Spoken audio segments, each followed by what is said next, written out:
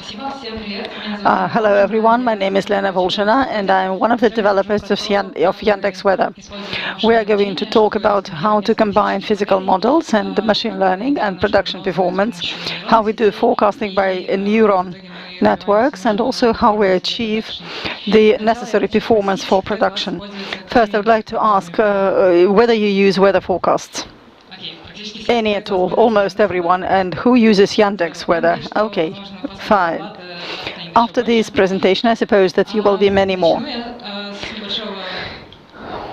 I will start with an overview of my talk. So first of all, I will talk about what Yandex is, what is Yandex.Weather. I will talk about forecasting with machine learning and how we use machine learning. Then I will talk about our service architecture, and I will talk about my part. I deal with different machine learning experiments, and also I support them in coding. What is Yandex.Weather? Yandex.Weather is a weather forecast service. I will show you the real time.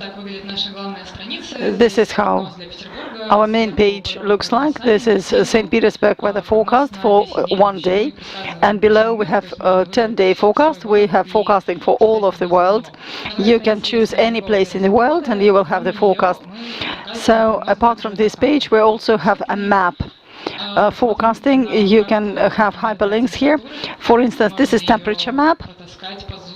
You can zoom it, you can drag it, you can monitor different atmospheric events, and like pressure map, for example, it shows different highlands and mountainous areas.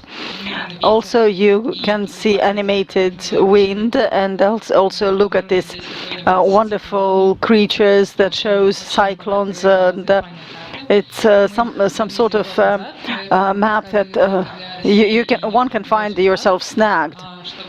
And in fact, to forecast for all of the world, we needed to develop new architecture, which I'm not going to talk about in details, but later on I will give you a hyperlink to one of the talks from my colleague who talked about it in spring. Apart from the regular weather parameters, we also have the precipitation forecast. This is nowcasting or forecasting. So that actually means the nearest future, the closest future forecast, and also the dynamics for now. This is the dynamics for St. Petersburg. You can see the rain cloud that comes closer to us, but most probably it will pass around. And you can see that these forecasts are done by the meteorological radars, and from a meteorological satellite which joined us a little bit more recently. So we didn't need these pictures, and this is how our nowcasting interface changed. We have expanded on it. Previously, we used only meteorological radars data, which were placed in these circles, in the middle of these circles. Now we have started using the meteorological satellite as well, and the coverage area was increased. We're not planning to stop here. We also, at the moment, we use only one satellite, Meteosat 8. In the nearest future, we're going to start other satellites as well. We have over 10 million users per week, and when there are no weather calamities, we have approximately 25k RPS to API. We use several TBS of numeric data daily, and we have dozens of machine learning models calculated for using all the machines that you saw at the site. Now the machine learning and how we use it. At the moment, the humanity has accumulated great amount of information on how the physics of atmosphere works. There are different different models that we can construct. Numerical models, for example, and to do the forecasting, we need information on the weather, which is taken from the meteorological stations, and after that, we have to resolve great number of negative equations, having a forecast for 1 hour, for 2. This is numerical weather prediction. Also, there are good models which can be global, the ones that cover the whole of the atmosphere, as this model shows on the slide. This is how this model splits the atmosphere into chunks, and also it can be regional, covering one designated region, and the parameters of this model will be adjusted for the region. It will be much more precise than the global. The parameters will be much more precise, but it will not work for other regions. We use data from several global and one regional models. The regional one is assigned to our clusters. Each of these models has certain errors, and these errors can be explained by the fact, by something we cannot correct at the moment, the chaotic processes in the atmosphere, or the processes, the physical processes of the processes in the atmosphere physics, which we cannot predict. And also there are certain predictive factors related to the geography, and the forecast also can show an error. There can be some statistical models. We would like to automate this. That's why we use the machine learning. For instance, it's the gradient boosting over decision trees, and the particular implementation is cat boost for Yandex. Now this is how it happens. We have the initial data on the left, the regional model that we teach ourselves. Then there are several global data models which we collect from the provider's service, and each of them provides us with a particular forecast for a particular point for a particular time. There are additional data which I'm not going to talk about, and also we receive the actual weather. And then we apply the model and we correct the errors that it managed to detect, and further on it provides us with a particular forecast. So this is the green line, which is much better than any lines from each of these providers. This is not the ideal one because there is no zero. It's not beautifully delineated, but nonetheless it's better than from all of our providers. And you can see the percentage of errors here is over 3 degrees. So generally speaking, we are winners here compared to the providers. So now let's talk about the service architecture. This is a big slide, and we shall be going through it step by step with all the intermediary data. First of all, we get the data for our model. This can be data sources, outer data sources like satellite. We have the satellite dish in our data center. And also some of the data is received by our own domestic computation. We calculate 300 by a cluster of 300 workers to compare one of the global models, CMEF, the one that we use. It uses 2 clusters per 140 nuclei each. So we are a very modest resource, but this is the package which is optimized by several generations of physicists. That is why it works quite rapidly. In order to download the data and start some of the XP processing and some of the machine learning data, we use our own scheduler. It's written by Python, Celery. It also utilizes our YT cluster for distributed logs. We should make a disclaimer that at the moment we have 3 schedulers used, but one of them is the best, and that's why we try to shift to it more and more. What are the tasks? First of all, it's import of various data. For example, data from specific formats. The first 2 are physical formats of data. The third one are pictures. Partially, these are data from the satellite. These are the by data from the meteorological services. And in order to import this data, we need to download them first and then unpack. We use Python libraries for that, but under the boot they work quite fast. Next one is to export the data to MR clusters, which we use in Yandex in order to do computations. It allows us to work very fast, and this is the export that happens by means of Python as well, because we have a Python client. And also the scheduler allows us to work with more complicated pipelines. It's nowcasting pipeline, for example. We first of all download them separately.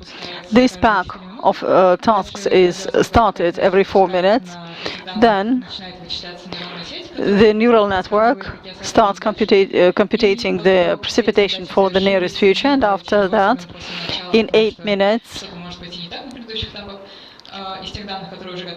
from the data, we glue the overall map, because previously we had the forecast for the dots and circles where the radars see information, and we need one integral picture. And where they have overlaps, we just glue them. We glue regions, and then we do the join nowcast. These are schedules and codes. We are learning on our own mistakes. We use Celery. From Celery import task, we do the logging. Also the distributed logs to keep tasks unique. For the unique tasks to actually remain unique and start solely. And further on, we also develop data. This is not. This is about satellite and nowcasting. This is something that we use as a decorator. Because and this is the workflow. You can see that it looks like code. That means that first we have this group of tasks on the downloading of different layers that come from the satellite. This is infrared irradiation and so on and so forth. Then further on there is a chain of tasks from the neuron network, then just recording on clusters, and also the post-processing of data. This is how we start our tasks within this part of the scheme.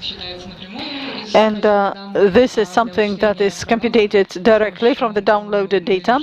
And by means of the machine learning model, we need to first of all download the data to the clusters. So how we computate the forecast, we shall actually talk a bit later. There will be a separate department for that, a separate section. And now I am going to finish with the architecture to show the forecast for the users. We need to somehow pack them, because the result for the model is for every moment in the future there is one mass of data.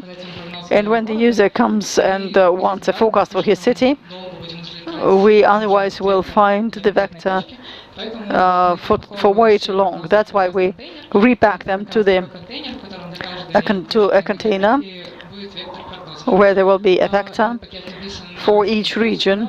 It is written with Visuals Plus, but we open it with by means of Python. We do this also by means of Python imaging library to process the pictures, and here I would like to show you a video. These are exactly the worms that I've been, the windworms that I've been showing you previously.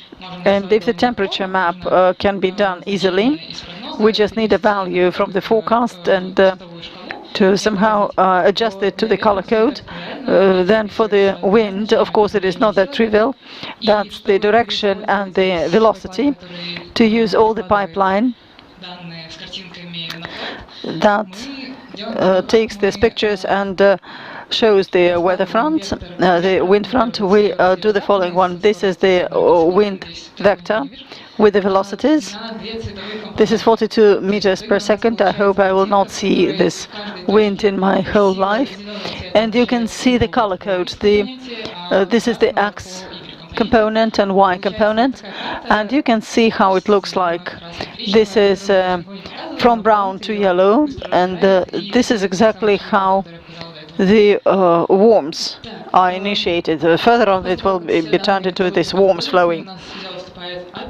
Then API starts with C++ and not GS, and not the Python. I will actually not talk about it in detail. There will be a hyperlink to another presentation. Generally, there are two layers. This is the layer and the ridge, which are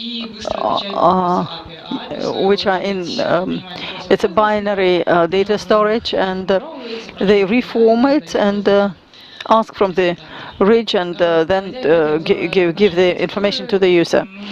So, to summarize our architecture, I would like to say that the whole of the code is developed by Python, or with the use of Python, but we use the libraries, which are much more productive, and we can actually we can actually work much faster. These are pluses and Fortran, pure Fortrans, and these clusters also are used with pluses. Here, this is also Python and pluses, and Python and pluses here as well. But the Python allows us to develop faster and also to support the general infrastructure. And now I can speak about my field of activity in more detail when we already taught this machine learning model. The models are 10 to 15 default models. These are the ones, the results of which we show to the user. That means we draw maps and we apply them for the whole of the world. And apart from that, we have dozens of active models which are supported daily. These are the ones where we calculate only for the dots of meteorological stations in order to assess the success of this or that experiment and whether this binary data model is more successful or not, or less. We do not have evenly distributed data in time because they have certain period of computation. For example, at midnight, sometimes it happens much faster. 4 times per day is the most frequent slice, and sometimes we actually have the data from all the 4 stations, and we need to apply our models and do it very fast in order to update the forecast. And also to evaluate the data volume, we use 5 models. Each of them provides us with a forecast for 10 days, and there are tables. Each of them corresponds to a particular moment of the forecast for the whole of the world. These are compressed by means of NPZ data of 1 GB. What is a horizon? A horizon is a moment in the future for which we do our forecasting. You can see the scheme when we start computation, and up to the moment in 3 days, we do the forecast for every hour. For these horizons, we apply short-term fast calculation models. So we have approximately 9 of them. And after 3 days expire, we use 3-hour steps for the next 3 days, because it's not so important for the users to get information every hour. Well, in summary, we have over 100 points, and I would like to say that by the moment we finish, in the conditions of fast data provision, we have the so-called flexible priority system. Every time we start calculation, we we look at the data for each of the horizons, what kind of data, how important the data is, and what kind of provider, and how, whether it is a long-term forecast or short-term, and so on and so forth. So we have this priority system. Each horizon has its own priority, and we take into operation only several dozens of top priorities. Apart from that, we also use parallelization, and you can see geography here. This is how we subdivide the geographical regions. These are big squares, 15 to 15 degrees. This is 150 to 150 dots. And where there are people living, these are going to be 3 to 3 squares. And there will be 150 to 150 dots per each square. Depending on the latitude and longitude, we start the initial data. All the packages are stored for each region, and from this data, you can restore the world map easily. Also, we use geographical clusters, and who knows this particular joke? This is Greenspan's 10th rule, that any sufficient complicated system has a half of common Lisp with bugs. I don't know why it is done. We didn't avoid this particular destiny. This is how we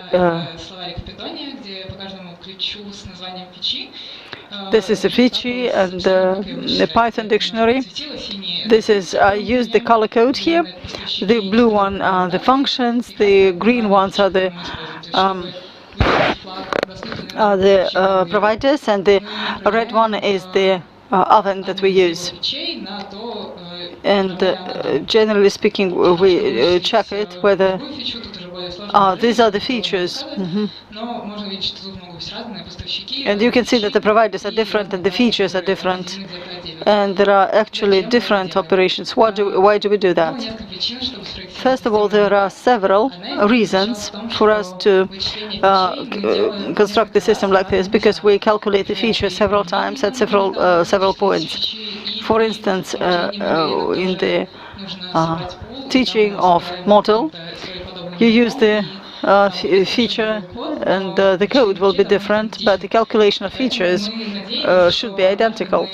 That is why we cherish the hope that one day we shall do everything basing on one particular description of the feature.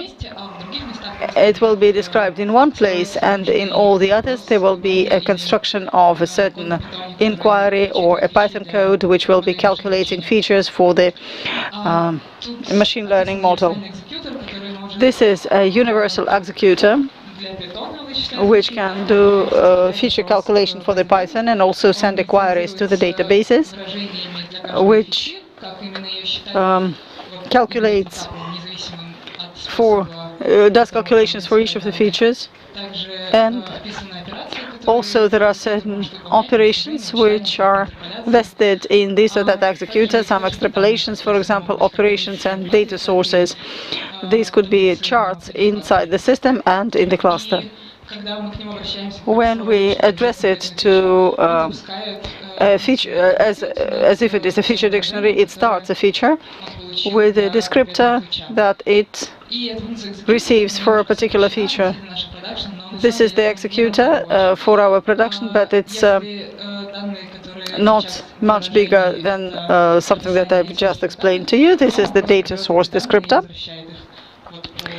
And you can see that it operates with data, takes it, and then returns back with the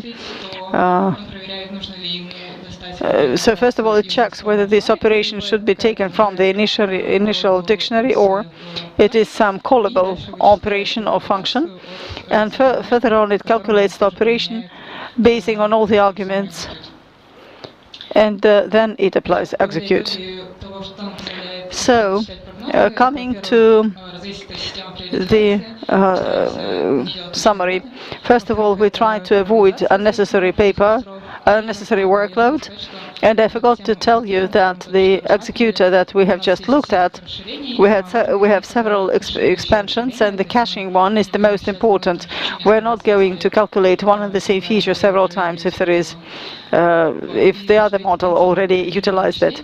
So this is the so-called principles of lazy calculations. We do not calculate twice, and the resources that we use come on the slide. This is 3,000 CPU at one cluster and 1,000 for the other one, which are designated for forecasting only, and also 300 workers for WRF. As a result, for 50 horizons, we approximately have the median time of about 15 to 20 minutes. And in parallel, we have 3,216 jobs for the parallel calculation, and the total time was over 1 week. The code actually was with pluses. So we, generally speaking, would spend more than a week if we didn't parallel the work.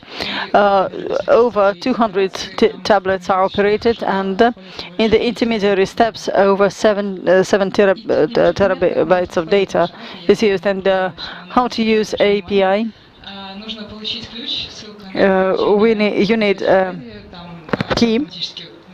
It will be automatically provided to you, and you can request forecast for a particular data with the API key. So, for example, for you to ask for St. Petersburg weather, then also there will be some information about the actual weather and the forecast for 10 days. So all these can be unpacked and used quite nicely. These are the hyperlinks to our articles about castings, and also nullcasting, and about the maps, also about the grid architecture and everything I talked about. And now, if I do have some time, I will be happy to take questions. Спасибо. Вопросы?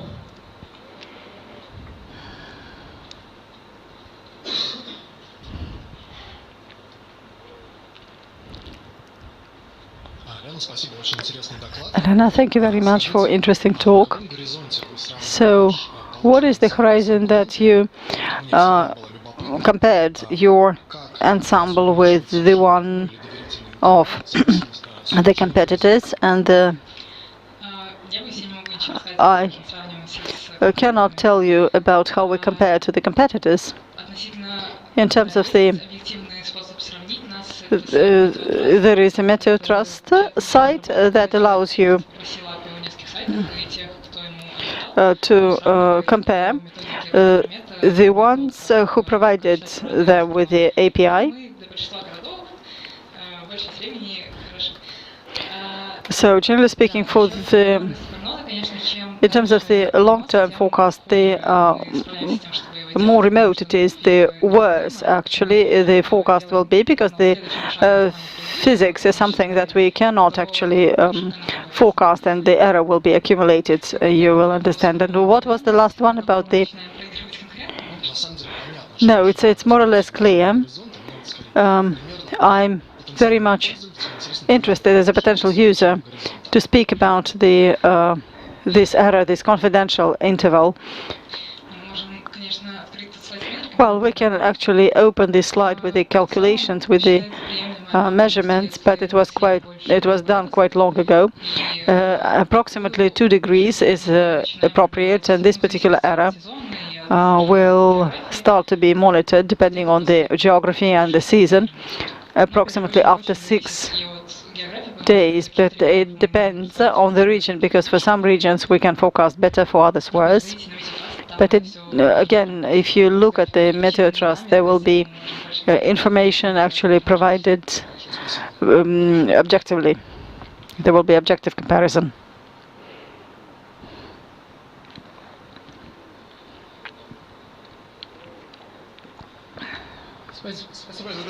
Thank you very much for the talk. That's very interesting. And I'd like to ask you, with the parallelity, it is purely geographical one. So if we wanted actually to forecast for a smaller region, we would deal without a smaller number of machines. Am I right? So it depends on, and the quality of the forecast is not improved with the greater areas. Well, the quality depends on the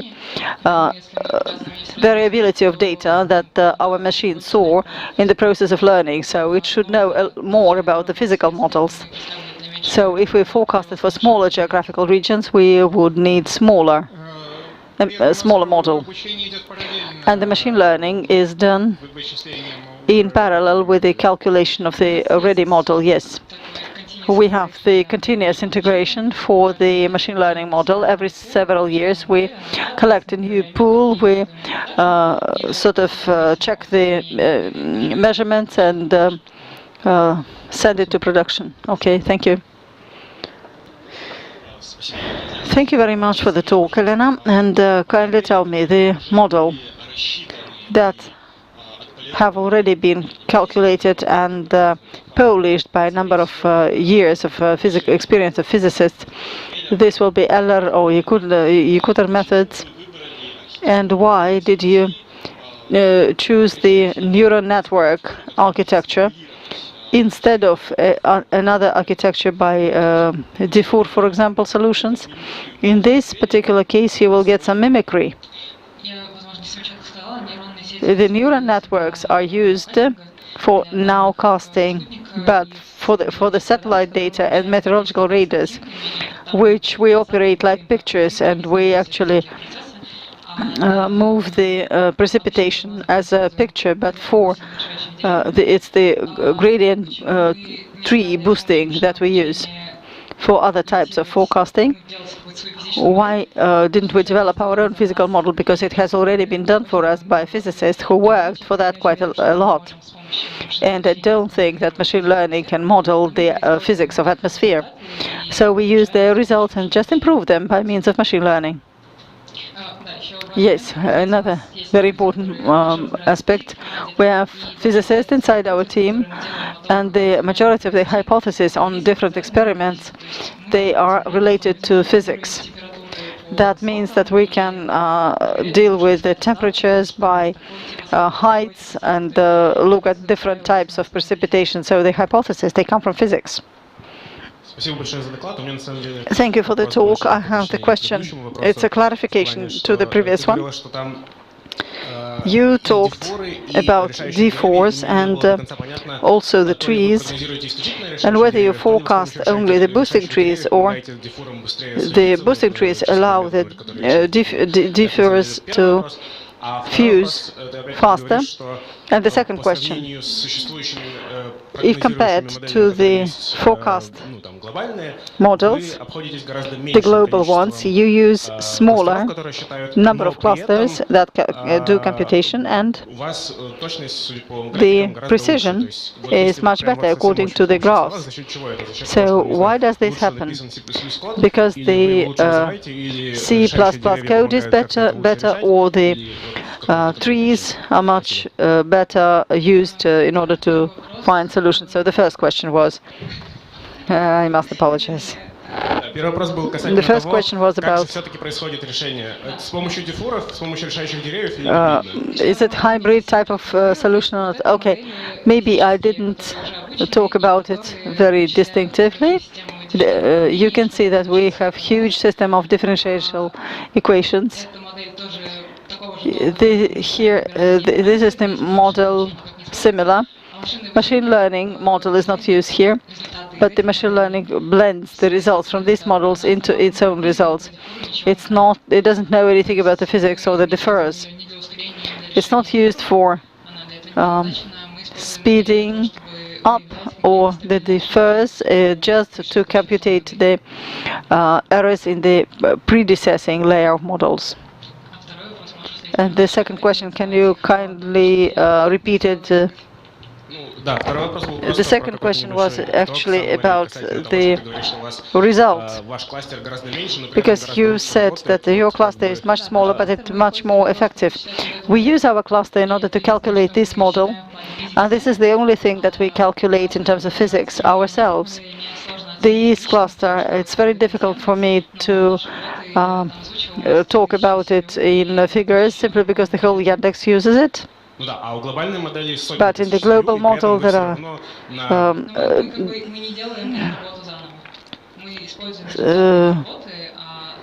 hundreds of thousands TPO. Yes, but we do not use them. We use. Okay, I can say that you are standing on the shoulders of a giant, and that's why you have much better data. Okay, I see.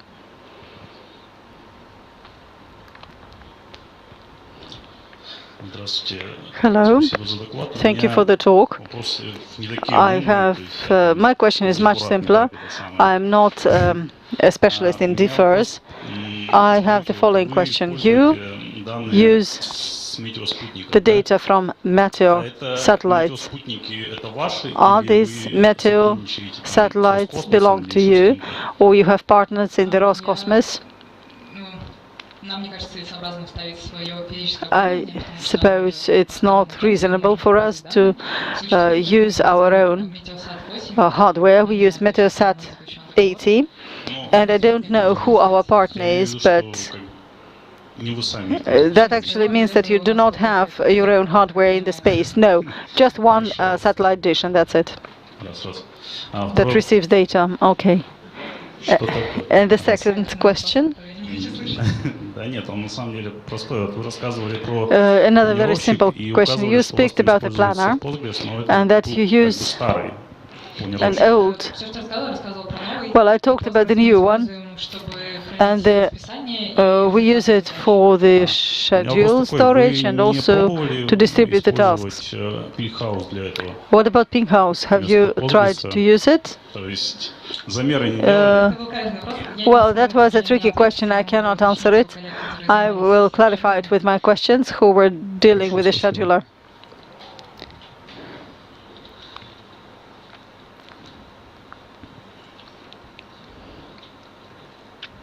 Thank you for the talk. Let's continue the series of not very smart questions. Okay. Have you already used the data in commercial purposes? So, do companies buy the forecast from you? Yes, of course we do. Sell the access, and we have B2B projects. And as I have not been actually designated to speak on this. It's a commercial matter. That's why I will not talk about it. We have time for one final question. Thank you for the talk.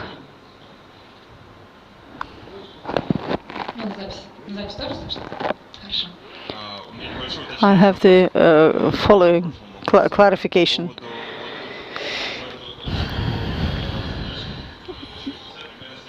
You have approximately 7 terabytes. So this is all done at clusters.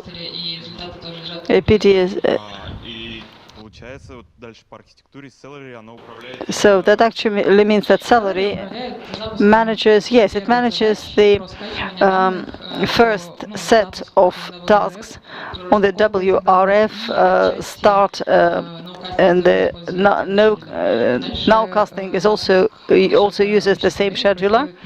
Then also the other models are started disregarding or independently from the scheduler. So it is not actually, it doesn't go through Celery, all of it.